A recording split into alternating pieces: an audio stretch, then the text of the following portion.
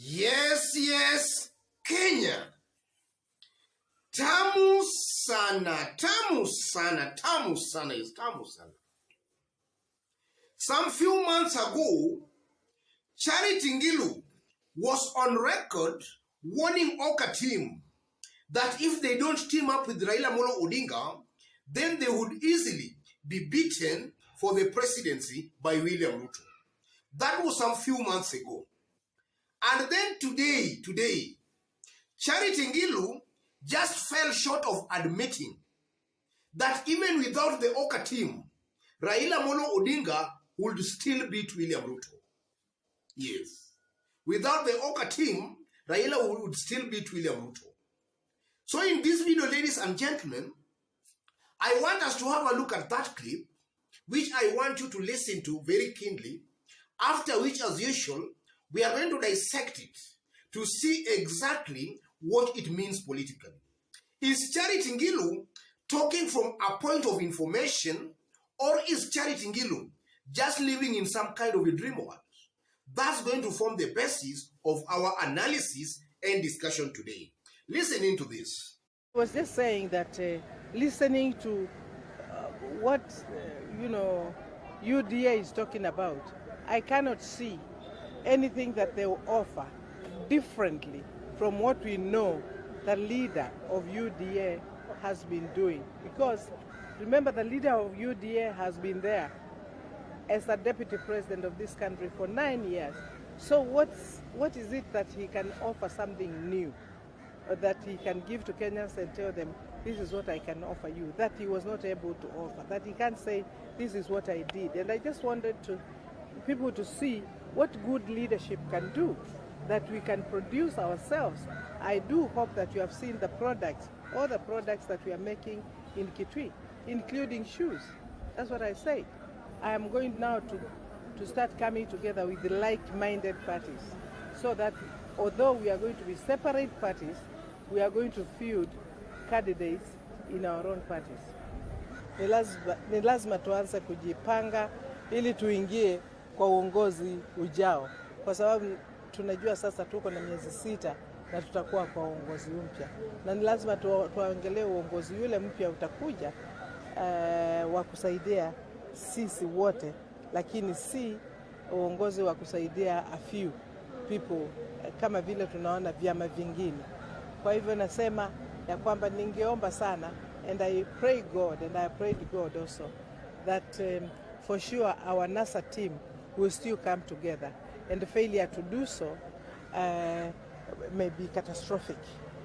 Although I don't think so. I think the way we are seeing now, the two farasis zile zimeangalia zikienda mbele, moja ni ile yetu, farasi yetu ni ile itaenda kushinda.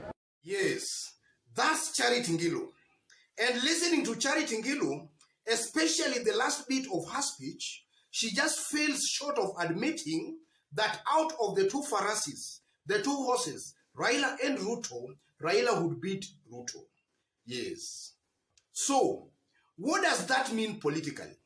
Is Charity Ngilu talking from a point of information, or is Charity Ngilu just living in some kind of a dream world?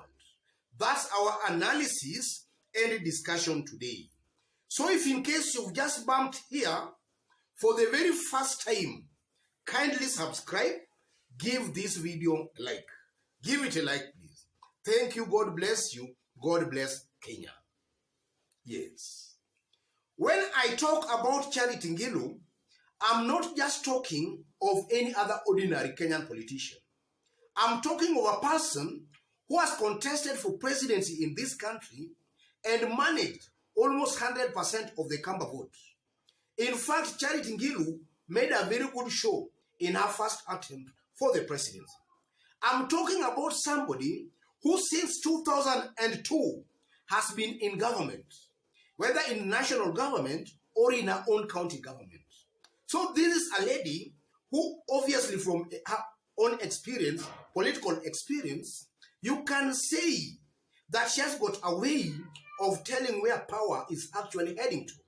So in this case, ladies and gentlemen, I'm seeing a very likely possibility, assuming OKA today decides not to team up with Raila Amolo Odinga. I'm seeing a most probable option or possibility of Ngilu actually going with Raila Amolo Odinga. And I know she will do that because she believes Raila will form the next government. I'm seeing that kind of possibility. So, is Charity Ngilu talking from a point of information, or she's just in a dream world? Let's have a look at the figures. In OKA, as OKA is today, you will largely agree with me, ladies and gentlemen, that apart from Kalonzo Musyoka, Mudavadi's votes and Wetangula's votes, Raila can easily take care of that in Western. That's a given fact, even from previous presidential elections that have been done in those areas. Raila can take care of Musalia's votes and Wetangula's votes very, very easily. But with Kalonzo's votes, it's not all that guaranteed. Even though the three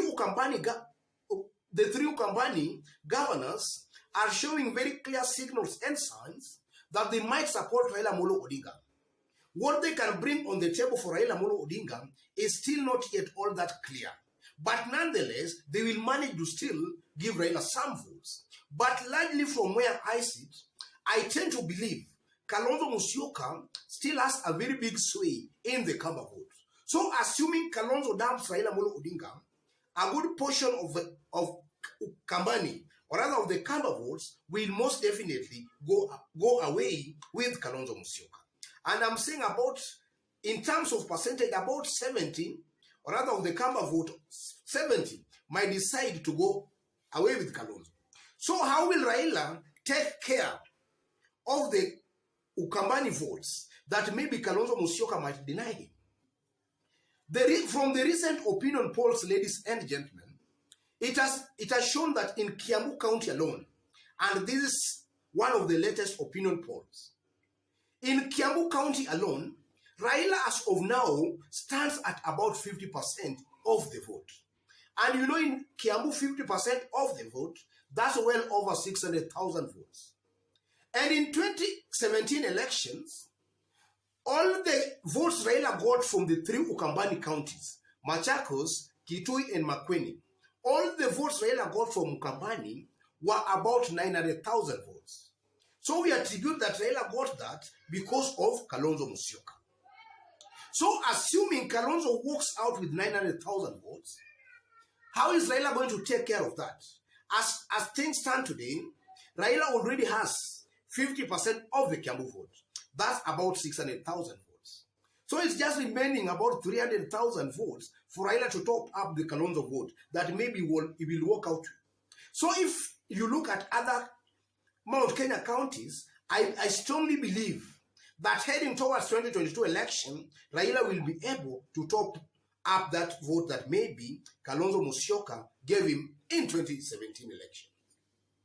And then why I also believe that maybe Raila might also win a presidential election without even Kalonzo's vote again.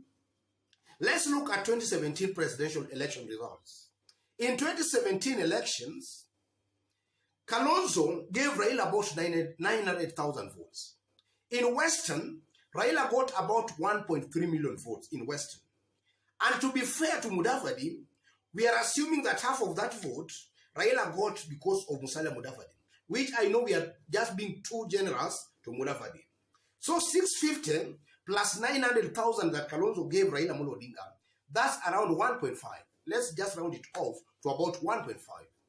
So Kalonzo and Mudavadi, and this is some analysis we have always done here in details, Mudavadi and Kalonzo in 2017 gave Raila Amolo Odinga about 1.5 million votes.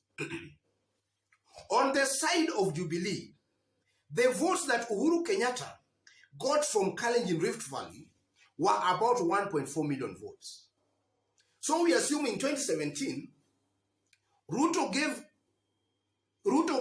Uhuru 1.4 million votes. And in 2017 again, the Mount Kenya votes, those who voted for Uhuru Kenyatta, were about 4 million votes. So let's do it this simply.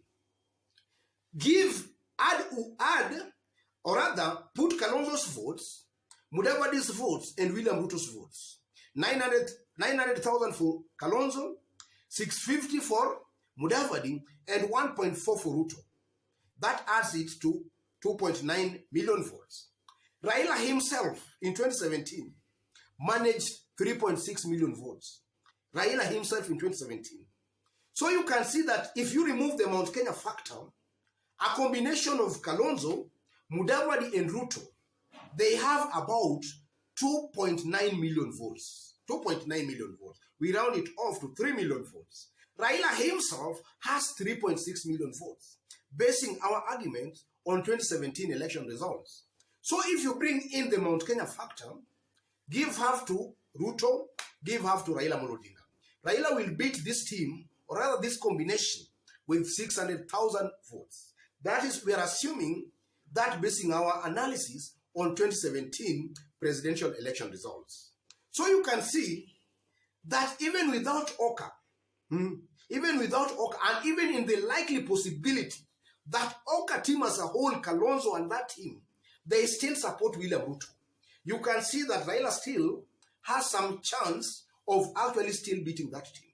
And that's something I'm saying with a lot of confidence, ladies and gentlemen.